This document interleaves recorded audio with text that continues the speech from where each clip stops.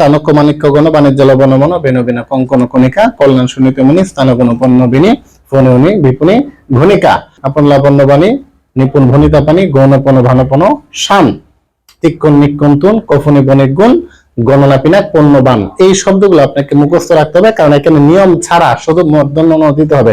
এটা তো পরীক্ষার মধ্যে আসেই বলছিলাম, এর মধ্যে এই শব্দগুলোর অর্থগুলো আসে যে এমসিকিউ আকারে আসবে যে পিনাক অর্থ নিচের কোনটি, অথবা আসতে পারে যে কফনি অর্থ কি। ঠিক আছে, এই শব্দগুলো আমি অর্থগুলো লিখে রেখেছি এখানে। শোণিত মানে রক্ত, এটা আপনাকে মুখস্থ রাখতে হবে।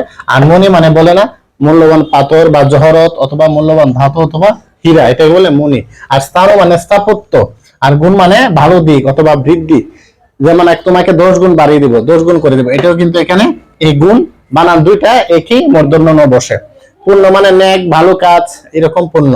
আর বেনি মানে কি চুলের বিশেষ বিন্যাস, সেটা মহিলাদের জানা দরকার, খালি বেনি চুলে করলেই হবে না। বেনি মানে কি চুলের বিশেষ বিন্যাস মানে বেনি।